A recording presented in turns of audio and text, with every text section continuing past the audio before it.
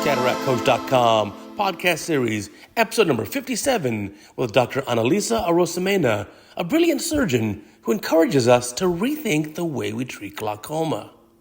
Welcome back to the Cataract Coach podcast. And today I have a very special guest, Dr. Analisa Arosemena, an incredible surgeon, like truly gifted surgeon, does cataract, does a lot of glaucoma. I just finished learning from her at the meeting here. OSHA's telling like it is meeting in Tampa. Analisa, welcome to the podcast. I have 1,000 questions to ask you. Well, and I have 1,000 answers, but first I want to thank you. I think it's wonderful to be here in the CataractCoach.com podcast. CataractCoach.com. By the end of today, I'm going to finish the whole. The CataractCoach.com. I love it. Well, you'll have to give us a good video, too, to feature on Cataract Coach, something hopefully MIGS. And that's kind of what I want to cover. I want to talk to you. I'll briefly ask you a few things about MIGS and then maybe talk about your path in ophthalmology. So what I love about you is you embrace the full spectrum of care. So you'll do all the angle surgeries, all the devices. You'll do suprachoroidal things. You'll do tubes and trabs, everything you've mastered. So if I'm a young doctor and I want to learn all these, where do I start? So I think you first have to get very comfortable inside the eye. I mean, I wouldn't jump into the deep end right from the start. I think that once you get comfortable doing surgery, it's quite easy to move those skills anywhere else. So I trained at Tulane University, and we had Charity Hospital, which was a great learning experience. And I remember as a first year, we were able to do extra caps. Right. And we would put the stitch for our staff. So there was a rule that every patient that had a cataract surgery needed a stitch. Right. And part of it was because as first years, we were able to do that stitch after the case was done. And that got your hands going. So it was not only safety because you have a resident case, but it was also getting the younger residents to be able to use their hands early on. And that I think really shaped. I can do an extra cap, I can do a PKP just because of those skills. And God forbid anything bad happens, you need to be comfortable with those skills to be able to save a situation. So that would be my first thing, get very comfortable doing the basics in the eye, and those skills transfer on to all the other parts. That's great advice. In fact, the suturing, when I used to teach residents for 22 years, I had my rule of 10, 10, 10. In the lab, under the microscope, can you suture a tomato or a grape? 10 sutures of 10-0 nylon in 10 minutes. If you can do 10, 10, 10, you got pretty good hands already.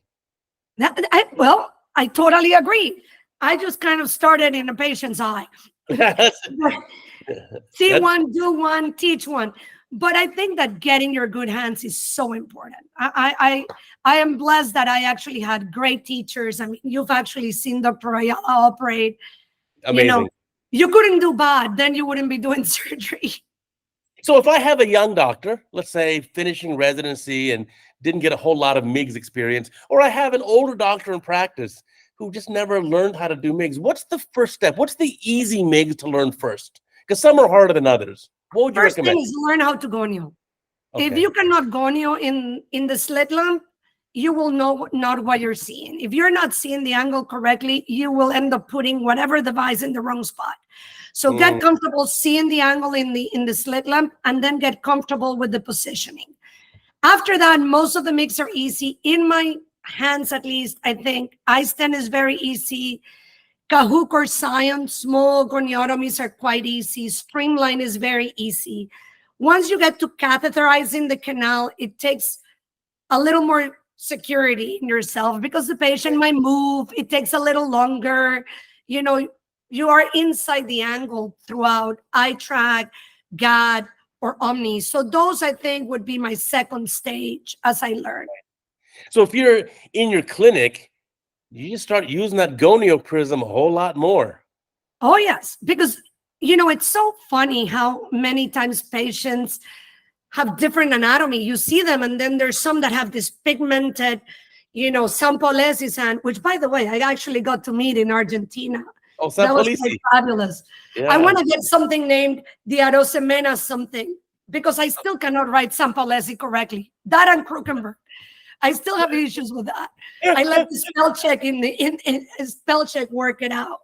So I actually, sometimes they have this thick sampalesis pigmented line, and you may confuse it with TM, and you're never going to be able to get a result. Or sometimes you have very, very lightly pigmented TMs that you don't recognize. Yeah. So those you can stain with a little trypan blue as you're beginning. I think those are a little bit, I used to stain my sens at the beginning with a marking pen. Oh, interesting. Because that actually lets you see it right as it's coming, where the end is, and it gives you that safety at the beginning. So there are many tips that they can start. I mean, I think the key is to start. We have to do MIGS on these patients. Right. This is not giving astigmatism in glasses. If you have a patient with glaucoma and you're already going in the eye, you should do the MIGS and give them a chance, For sure. I think that's a great idea. So in your clinic, start putting the gonio mirror up on a lot of patients, everyone. To get experience of know what's the variety that you'll see.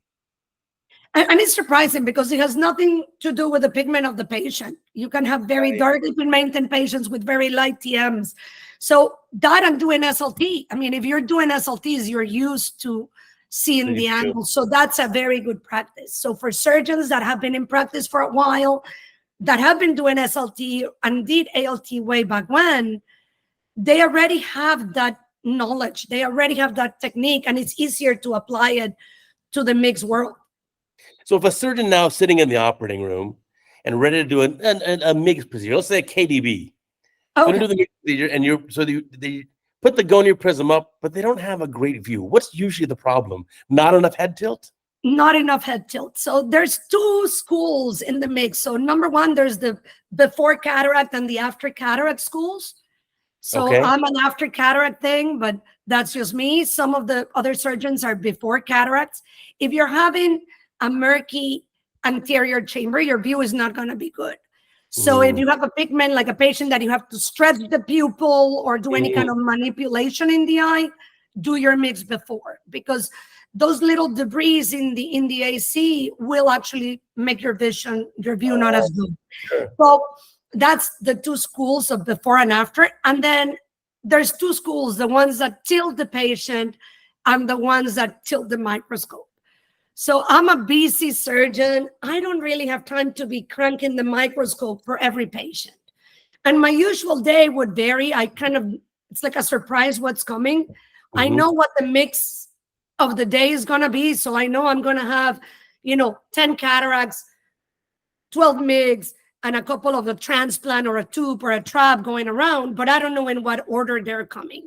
Sure. So moving the microscope between cases was a real pain in the behind for me. So I moved the head of the patient. Like a lot then, because usually I would move the head of the patient somewhat and move my scope to achieve the angle. You just do it all. No. I don't. My scope stays in the same position the entire day, and I will get the patient to really turn. And I actually, if the patient is very cooperative, I will have the patient also look away from me. Oh, sure. So I tell them, look away from me. And that gives me perfect positioning between the head tilt and just the patient looking to the side, which actually helps them, because the patients, when they look to the side, it's for them, it's like they're actually helping in the procedure. They feel, instead of wondering, they have an order of what they need to do. These patients are fully awake. Right. Maybe a little sedation for pain or for discomfort for the cataract surgery. But by turning the head and looking away, you pretty much get it on fast every time. And it saves you a little time at the end of the day. Yeah, no, for sure. Another thing I've learned to do is, normally in a normal phaco, I like to barely hit the limbal vessels when I make my incision. Oh, yes. And that's a no-no blood, then you get the blood mixed with under the gonio. Oh, that is terrible. And it took me a while to change that, because once you've been doing cataract surgery and you're in your groove, that wound just goes right there. And the more you say, I don't want to do it there, it's like, so I had a friend that was playing golf, and he said that if he was in a tournament, he would always say to the other people, like, don't hit that, don't do that, don't do that, don't do that. And they would end up doing it. That was his trick to win. Like the reverse psychology. Put it in your head. So it's like, don't hit the limbus, don't hit the limbus, and then you end up hitting it in the paracentesis. Yeah. So I do move my wounds a little bit away from the limbus to avoid those vessels, because it is a visibility killer. Right. It really shuts it down. If you get blood under the gonio prism, the view is terrible. And then you try to hold a Wexel to it, and it never works. Yeah. You try it, and it never works. So if it does happen, my recommendation, I do hold the Wexel on that limbus, put my gonio prism, and then I don't lift it. If you don't move that gonio prism, you stay with it, you will not get it under. The problem is if you're putzing around with the visibility and the view and the tilt, then that blood gets right into that interface, and then you have to start again. That is such a great thing. You forget to mention that. Yeah, it's little things. Yeah, little things I learned the hard way. We all learn the hard way. That's how we can teach. I mean, there's a lot of things I know not to do because I ended up thinking I could do it. So I was placing an infinite, an iStent infinite. You know what? That's the 3 stents. Yeah, 3 of them. 3 stents. And this patient already had a nasal goniotomy. Oh. So I put 2 of them that I could fit in that nasal, supranasal angle. And then I was like, I'm going to put it temporal. And I took the patient back. And thank God the patient didn't have a big nose. I actually have the video of it. I was able to put the stent temporally. So you made a nasal incision. It wasn't easy. It was not easy to do. So you learn the hard way. And that is another thing you want to keep in mind. As you're learning, you want to be less destructive because it gives you another stage where you can treat it in the future. Right. Sure. So when do you make the decision? Let's say you have a cataract patient going to have cataract surgery.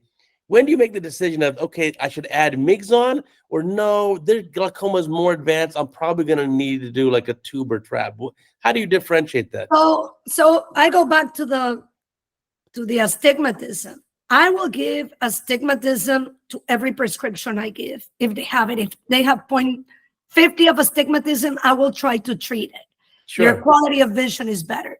So even if a patient has severe glaucoma and it's controlled, so I have a 80-year-old patient that has a pressure of 13, but has severe glaucoma and happens to have a cataract. Why not get him off 2 or 3 drops? Right. There's no downside.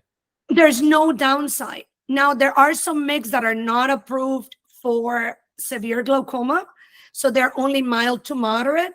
But if you can take that one medication or those 2 drops that they have to put a day, it's a huge change in their life. Very few times, I don't know what your saddest patients, all my patients are happy, but I see the disillusion on a patient that is medication-free after a MIGS. After a couple of years, it's been 2-3 years, and you're like, pressure is going up, I need to start you again. And their face just drops because it is such a much better life without drops. So I offer it to everyone. Now, I differentiate the amount of surgery I'm doing depending on the severity. I may not do an iStent or a hydros for a severe glaucoma, but I would do a GAD or an eye track or an Omni for them. So let's say you have the same patient you talked about. You do the cataract, plus you do your MIGS procedure, maybe GAD or Omni. And if that didn't work, then down the line, if it wasn't sufficient, a year, 2 years, 5 years later, then you could move to a tube or a trab if needed. Correct, because I'm not affecting the conjunctiva. So that's the ultimate real estate. That's like living in Fisher Island. That's the most expensive zip code. We beat California. I mean, you're in Beverly Hills. Number 1 of the country. Yeah. I know, we beat you. I'm in Florida, so I can now brag that we have a more expensive zip code than you. But if that's conjunctiva is your Fisher Island. That's real estate. The real estate that you really, because once you use it, it's burnt, and there's only so much of it. So I try to keep those as a second stage, and I tell my patients I can do small, medium, or large. Now, if you're only going to give me 1 shot at your glaucoma, I'm going to do large, but large has more risk. No pain, no gain, no? More Right. risk, higher success. That's a good Now, way of putting it. yeah, but if my patient, I mean, and it happened to me, I had surgery and they offered small, medium, large. I offered medium and it ended up okay, not perfect, but my ankle is okay now. So I Mhm. offer my patients small, medium, and large, and they get a choice. As long as they agree that in the future, because glaucoma is a marathon, not a sprint. Mhm. Cataract is a sprint. I fix you, I get you the best lens that we It's have done. available. We got you. That's 100 meters. Hussein Bolt, cataract coach. There you Done. go. See? Um, he used to do this. He would go to you remember Hussein Bolt? He would be Yeah, that with the runner fingers. that was Yeah, yeah. really fast. And at the end, he would take a few seconds to look at the camera and go. Wow. So that sprint for cataract surgery is not what we have for glaucoma. You have a long For marathon, many glaucoma, year we have a marathon. marathon. So Right. I tell them, I may do small today, and in a couple of years we go to medium, and you may still need large surgery. Right. And I think that if we do the large surgery at a correct timing, so if you wait for that 0.99 nerve end stage field, I mean, there's a lot of risk. But if Right. you take a patient with healthier conjunctiva that has been off of drops and you do a good subconjunctival, whether it's a SEN or a trap or a tube, depending on what your decision is, if you have healthier conjunctiva and a healthier patient, you can get better outcomes. Right. No, of course. So is it safe to say then you almost never will do a combined phaco-trab? Never. So I think that that's the old way of thinking then from 20 years ago. no, I think that if I am going to do a phaco, I have smaller, efficient, safer things to do. And I can take that eye without any cytokines because you are doing surgery. You activate cytokines with any kind of intraocular surgery. So once you activate those cytokines, they are going out in the aqueous right into that subconjunctival space. And that's what, when you do a small microinvasive subconjunctival surgery, you're not really messing up that much with the anterior chamber. And I think that quieter aqueous makes for a better bleb. Wow. So yeah, so you're never really doing phaco-trabs. No.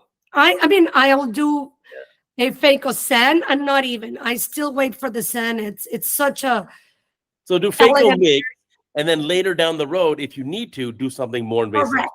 Correct. I would always set them up for the next one, but I don't know. In my hands, MIGs do really good. And if I can get 3 years off a trap, I'll take them. Right. I'm a little biased, I'm a glaucoma specialist, so I did cornea anterior segment. So what the referrals that come to you, or they're the bad, the ugly. So you get a little more respectful. And I The still train wreck. do. Yeah. Yes. So I still do a couple of traps, sometimes even a week, I do a couple of traps, but I try to save that for when I have the best shot possible. That makes a lot of sense. Yeah, I never even thought about it that way, that the cytokines from the intraocular surgery can make the bleb fail prematurely. It makes sense now that you say it. Yeah, it's not a safety thing because, you do a small sclerostomy, you put good sutures, but you want that flow to start immediately. Right. And if the cytokines are coming out, you're going to end up just getting Tenon's angry. Tenon's has a very short fuse, He's kind of my Florida road rage. Right. Well, it's interesting. So some of my experiences when I stopped teaching residents, but I did it for 22 years. I stopped 2 years ago. But we would have a lot. You're still teaching us. No, I teach the world now with cataract coach. You're still teaching all of us. But when we would have a lot at our county hospital, which is like a charity type hospital, we'd have a lot of new presentation of neovascular glaucoma. And so we would see, because from bad diabetics or CRVO, that happened a few months ago. Late. So what's your pro to approach these? Because what we did was very aggressive. What we would end up doing is, of course, the patients in your clinic, they're getting an anti-VEGF. We take them to the OR. If the patient's, let's say, 65 or older, we're going to take out the lens. while they're aphaking on our table, going to put the indirect laser on, do PRP. Then we're going to put the IOL, and then you're going to put the almond valve in. We're going to do everything at once. Well, but here's the kicker. So you had one shot. We had one shot. In that population. If for somebody to go blind and lose their sight from neovascular glaucoma or 90-day glaucoma from a CRVO and not show up in time, you get one chance. So as I told you, if I'm going to only get one chance, I'm going to give you the big one. Do everything. Exactly, because that's your one chance to try to save it. Now, if you have a diabetic that slowly is coming, what I try to do is micropulse. So I get the anti-VEGF. The micropulse doesn't work long-term, but it will buy you a good month. So again, you have that angry eye, full of blood vessels. The patient is in a lot of pain, inflamed AC, PAS, blood vessels in the iris. So you get that anti-VEGF and you do a micropulse that is a closed procedure. 3-4 weeks later, when that patient already had regression of the blood vessels, they get their second Avastin, and that's when you do the combo. So that patient already, you have this quiet eye, the eye that has no pain, the pressure has gone down. They get a couple of anti-VEGF injections that kind of lower that hot head. And then you can then move on to doing the big one. So that's, at least in my hands, my protocol. I don't even see the patient when they call me, hey, I have a patient with a pressure of 60, neovascular. I'm like, I don't see that patient. That patient first gets the VEGF and gets into the retina clinic, not because I cannot put a VEGF. Sure. It's mainly because I want retina to be on board, because they are the ones that are going to really control that patient for the future. Right. And then I see them after the injection, schedule a micropulse, get them quiet down, and then plan for the phaco tube. And I would do a phaco tube much faster than I would do a phaco trap. Got it. And which tube are you preferring these days? What's your kind of go-to? I am an Ahmed lady. I think anytime I have to play with the muscles, my attention span is that of a hummingbird. So I learned years and years ago. I read this article, and then I actually gave the credit to somebody else. And Malik was like, no, actually, that was me, the one that published it, about gluing your tubes. So, and at some point, I basically put, I'm a chicken too. So I put 1 or 2 sutures to the plate, and then everything else gets glued in. Punch, the patch. When I don't use the patch and I just do a tunnel, I still glue everything down, and it shaves down a lot of time in your surgery. So when your surgical center gives you a little pushback because of the cost of the glue, you tell them you're going to book them 2 more cataracts in that time. And they're happy. So I started gluing everyone. Interesting. And it saves so much time. I'll send you a video one day. So basically, you take the plate in.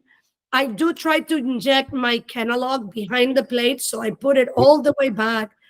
And I do put a little mito. I know that that's still controversial. I would give mito to the plate at the end of the case. And I just tunnel my tube and put some tissue glue and hold it in place. Tomorrow I'm going to get adhesins, but so far, everything has been good. So you have to send me. But I had a small dehiscence in my radial cut that I sutured in the slit lamp the next day, and that was it. So you have to send us a video. We need a video. Those are great. I mean, maybe I can be your little glaucomacoach.com. We need it. We have quite a number of good glaucoma videos on Cataract Coach, because as you know, there's so much intersection between the two. But I'd love to feature your video. You send me the video. We'll have this podcast on a Sunday, and the very next day, the next Monday, we'll have your video. I'm here to learn. Well, another learning point is that I think that the most difficult cataracts are the glaucoma patients. I mean, by definition, we have the worst cataracts because people also delay them. No, who wants to take a cataract with a lot of pseudo X? So that gets putzed around a little. And by the time they come to you, they have a black cataract with pseudo X and a pressure of 40 with a lens and a shallow AC. And a shallow AC is like a perfect combo for a catastrophe. So as a glaucoma surgeon, you also have to be a good cataract surgeon. And we take those pupils and we mess them up too, you know. Once you put a couple of PIs in that, you put a couple of traps, that iris is not as nice and taut as when you have a nice round pupil that hasn't absolutely. Absolutely. Wow.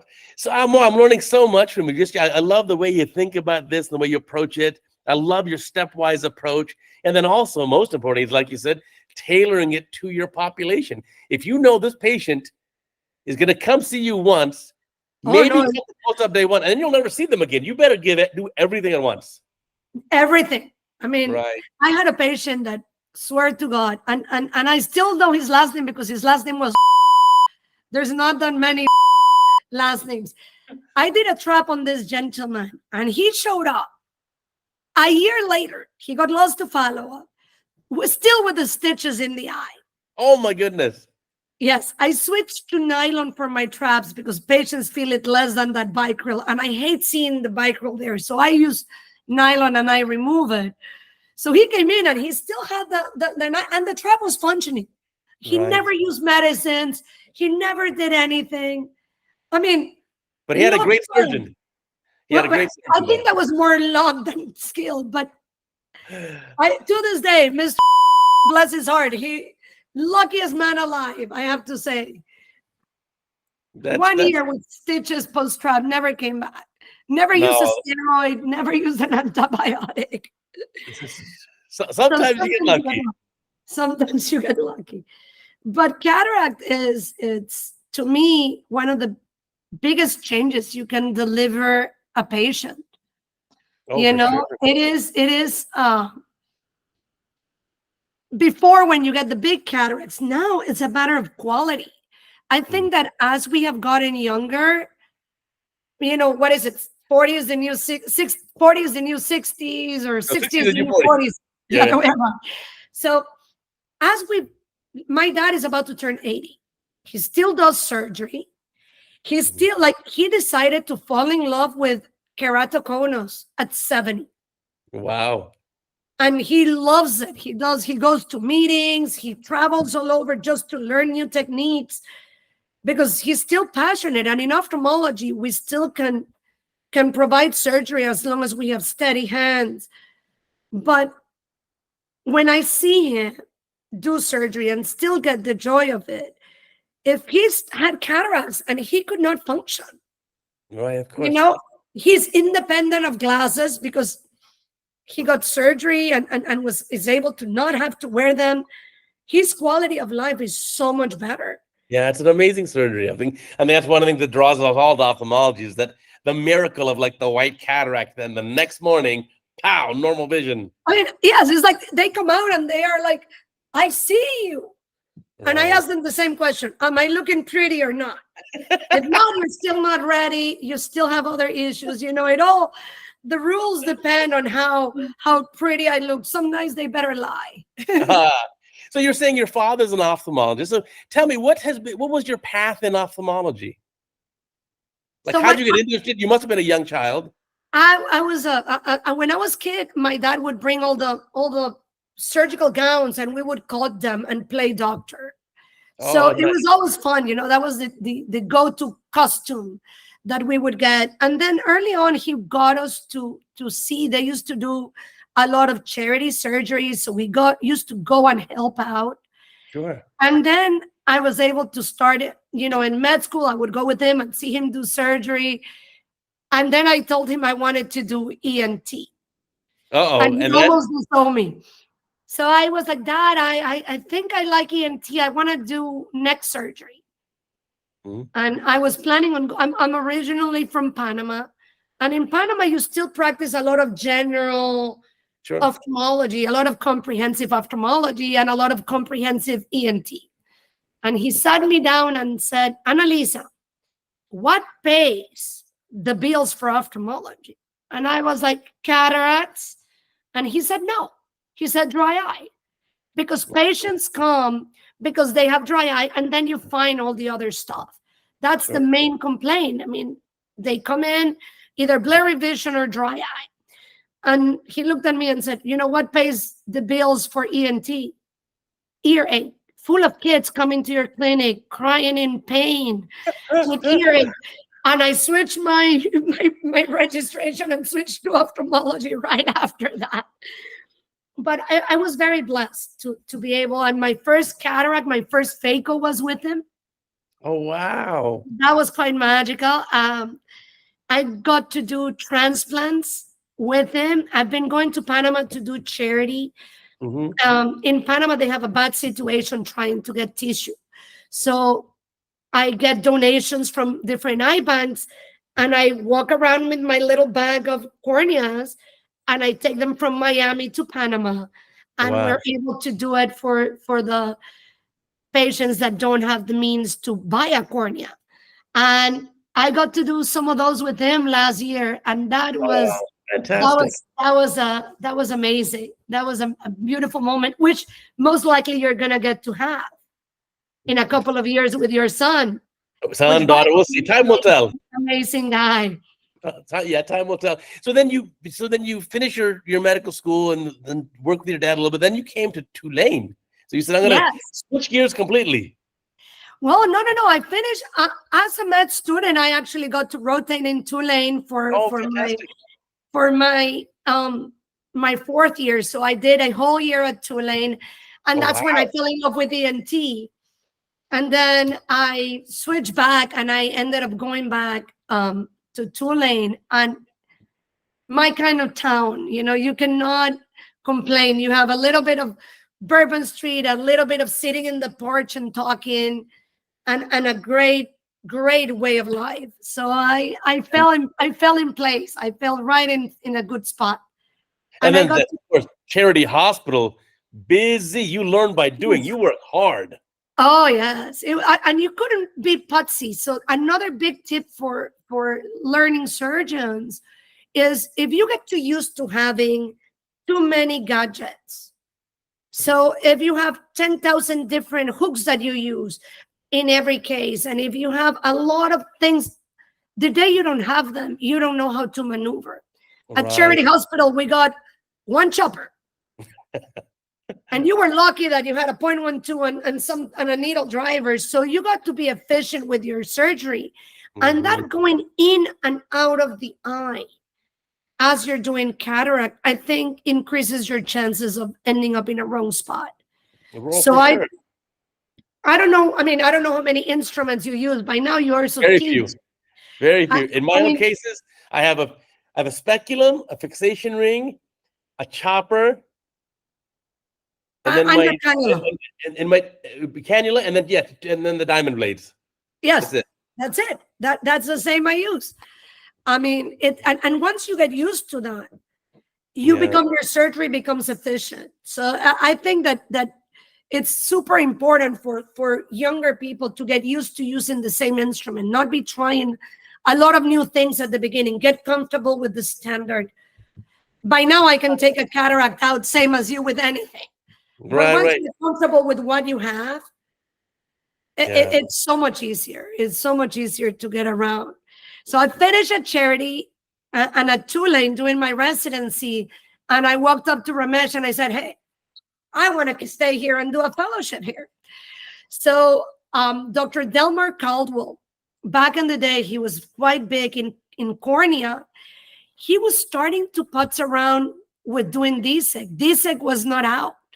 So imagine, I mean, I'm kind of dating myself, but I remember he would actually do a LASIK flap and then have this floating lamellar cornea that he would put the LASIK flap and suture it like if it was a PKP. I mean, it was big surgery, but I got to learn from cornea and glaucoma and do lots and lots of surgery. It's so important. The more you do, the better. Right. And there is something to be said for being simplistic in your instrument choices, right? A great surgeon can operate with any chopper. It doesn't matter. In fact, when I would teach residents, for a beginning resident, I'd say, okay, you don't know how to divide the nucleus. Let me just do this. I would just use a 27 gauge cannula on a BSS syringe in one hand, chopper in the other, impale the nucleus and chop it into pieces just with those two and say, okay, now put the probe in and check it out. It's a lot. So they would come in, and so we also learn like that. So Yeah. what is the most important part of a cataract surgery? What is the crucial spot for you? I know which one I think it is, but so to me is the wound.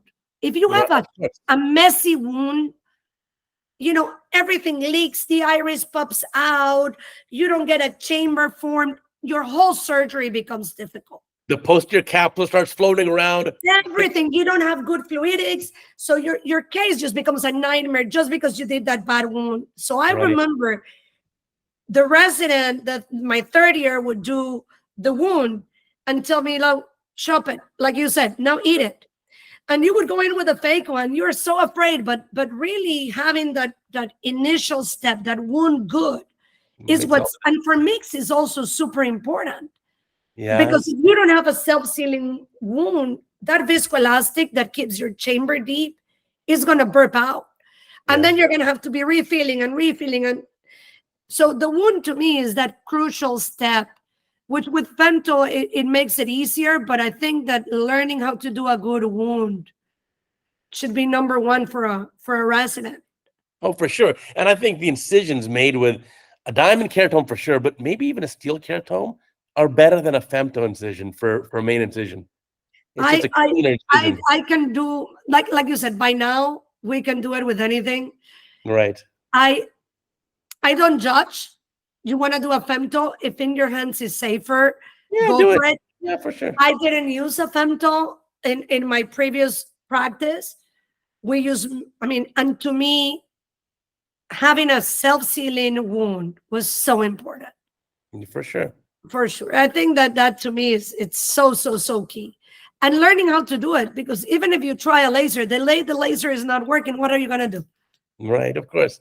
I always say your signature on every eye for cataract surgery, the surgeon's signature is the incision and the rhexis. Because even 10 years later, some other ophthalmologists will look at that eye and say, let me see the incision, let me see the rhexis. It's true. And sometimes if you put it too anterior, you get this thick white channel that, looks so ugly. And now that the incisions are temporal, you cannot hide them. They're in plain sight. They're in plain sight for every future ophthalmologist to look at the eye and see. For sure. And then you get somebody with light color eyes and you mess up that iris. The patient is on Flomax.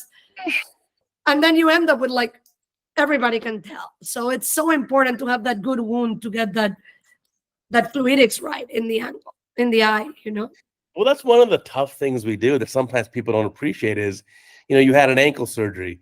Well, if it's not quite perfect, you'll never know. Exactly. But with the eyes and the vision, your cataract is not quite there. Patient sees every day with your surgery. Oh, yes. No, and their family members see it. It's like, what is that thing? So, I think you were talking about it in your last session, which, by the way, was amazing. We had a 1 hour best of CataractCoach session at the and I have to say, that was, when they asked me what was the best, I thought that was, because it's like when Osher talks, is where you really learn a lot of stuff. I'm telling you, when I give a lecture on something, seeing the practice is so important, and seeing the difficult part, because you're not shy of showing, like, the Argentinian flag in a white cataract. So those are where you learn. And you were talking about the 4th row technique. 4th row pupiloplasty, yes, for Agarwal. That was the second thing I've learned in all the years I've been out that really changed the way I practice.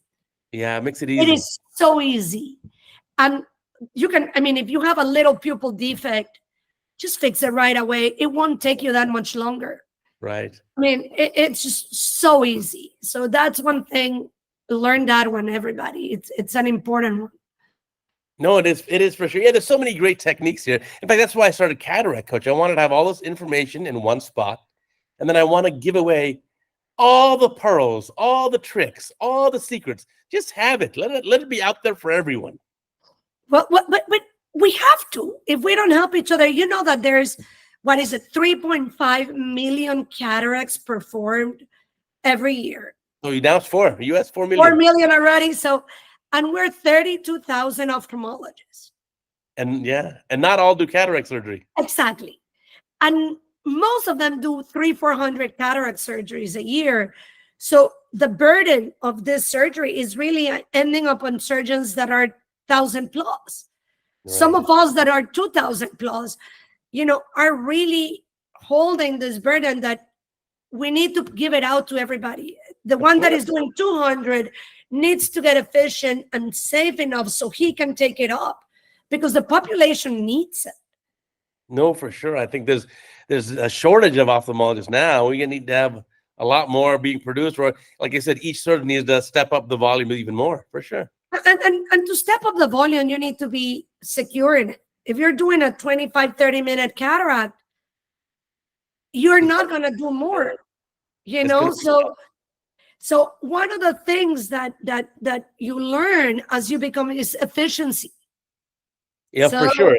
Efficiency comes, and then we never seek out speed, because speed comes automatically with efficiency. Speed is not the answer, but if you're taking a long time, most likely you're not being efficient. Yeah, you're wasting movements. Exactly. So that to me it's another pearl. Sometimes, and you're the coach. I was telling a surgeon that we tend to be quite cocky. We became doctors, so we're top. And then we became ophthalmologists, so we're even more top. And then we're great surgeons, so we're like, Magic Johnson or Michael Jordan. Michael Jordan. Yeah, for sure. Michael Jordan or Tiger Woods. And they still have a coach. Yeah, you always do. And the coach is not as good as they are. Correct. And not even get close to as good as they are. Right. But they can change things and make them better.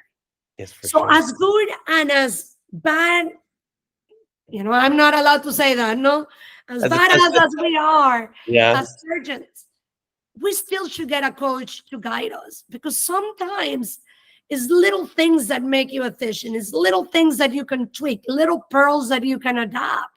Right. That will change the way your outcomes and your speed in surgery and your efficiency in surgery and your safety in surgery is. Because you can try to go as fast as you can, and if you drop a nucleus back and forth, that actually is a no-go. So being fast is not the goal. It's safe and efficiency. Yeah, the tough part too is that, if you're a basketball player, like you're Michael Jordan, if you can shoot 90% from the free throw line, wow, he's incredible. But you can't shoot 90% success in the OR. Even 99% success in the OR is questionable. You better be dang close to 100% success. That's the tough part. I was actually sharing the podium with a younger ophthalmologist. Okay. And he was bragging that he has never seen a hyphema after mix.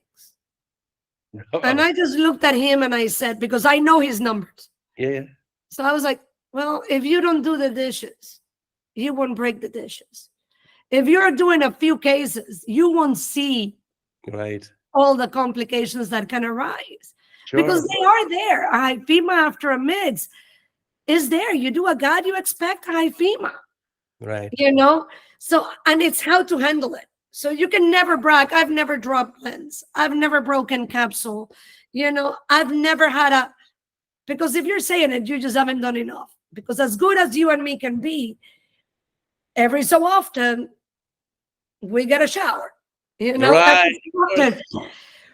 Every so often you get a challenge. Yeah. So it is important to still be humble and to strive that if a complication does happen, know how to fix it. That wraps it up. Know how to put a stitch. Know how to fix that wound. Know how to correct. Know how to do a fourth row pupilloplasty so that iris doesn't look bad. So all of those things that we learn to do as experienced surgeons are what makes our complications seem very inconsequential. Right. For sure. And that's how we learn too. We all learn that from Dr. Osher, where he shows his complications. So in my cataract coach session, case number 1 is how somehow I broke a capsule during IA. And I replay the video, slow motion, and I still don't know why. But again, if you were not doing surgery, this would never happen to you. Right. And if you're Right. doing 100 cases or 200 cases, you may, but if you're doing 1,000, statistically, You see ain't more. gonna happen. Right. As careful as you are, but if you have a broken capsule, you can fix it. That patient still can get an IOL, whether in the sulcus or with a reverse pupillary capture Yeah. or capsular capture. So you will be able to fix it because you have the experience. Somebody that has never seen it, they may Yeah. end up in retina. We had another surgeon that he dropped nucleus, and he sent the patient a phakic to the retina doctor. Who's better qualified to put a sulcus lens or to suture a lens? The retina guy or us that are working in the anterior segment? So Right. those are little things that you want to learn as you go on doing. Right. No, of course. I mean, for a drop nucleus, I always say there are two types of ophthalmologists who don't drop a nucleus. Number one, those, Happy those who, birthday. yeah, there you go. Those who lie about it and those who don't operate. Exactly. That's exactly. If you don't do the dishes, you won't break the dishes. Right. No, for sure. That makes a ton of sense, of course.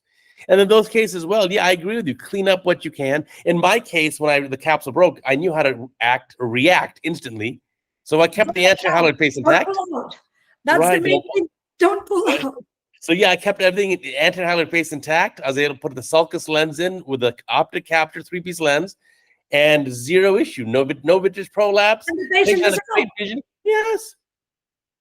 And I now mean, the patient never needs a YAG capsulotomy.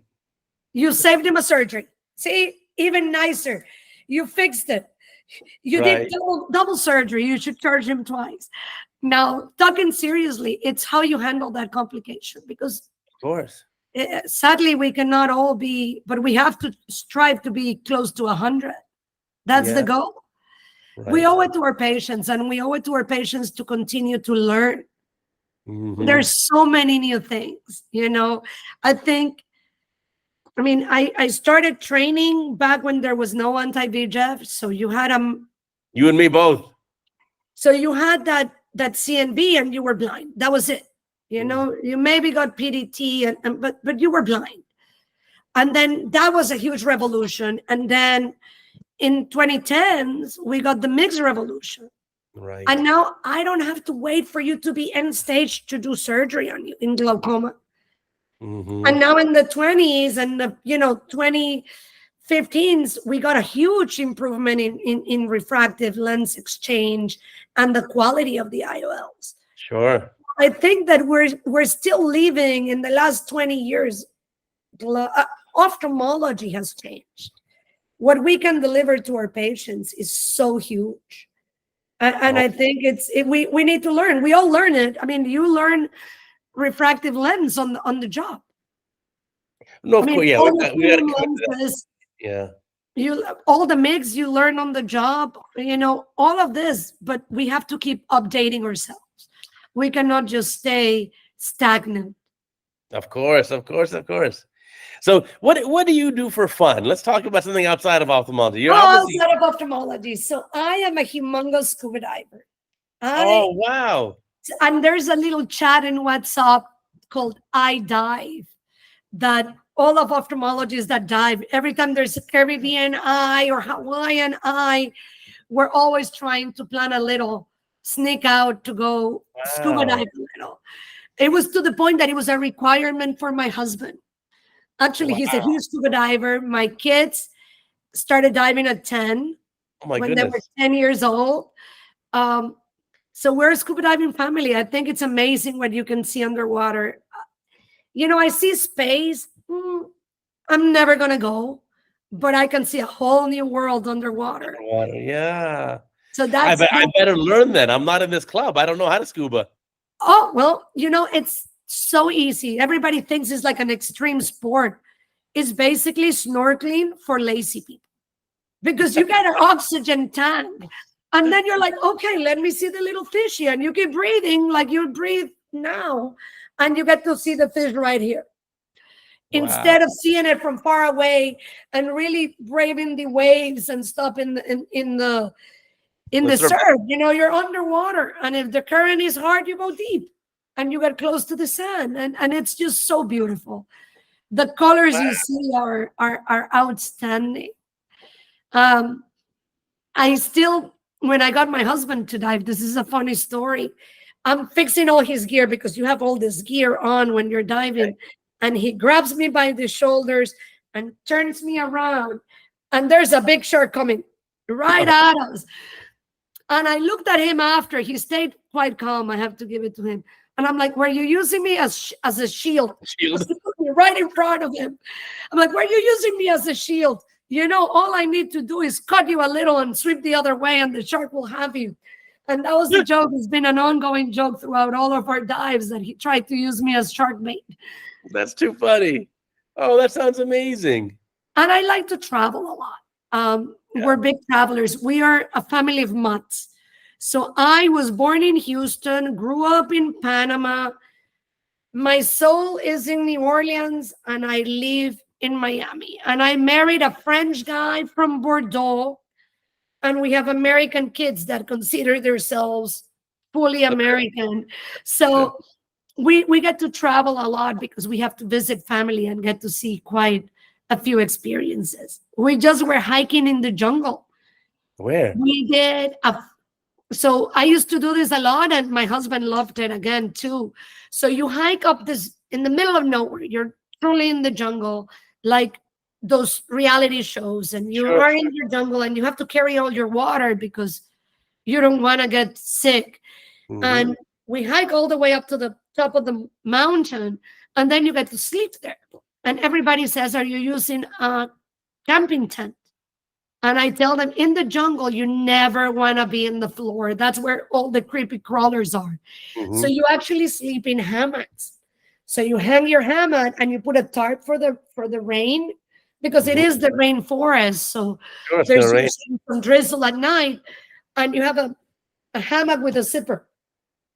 So everybody's like, "Ooh, you're so romantic." I'm like, no. Everybody gets in their hammock, you zip yourself up, and you don't get out of that zipper because the bugs can come and get you. Which country was this? Huh?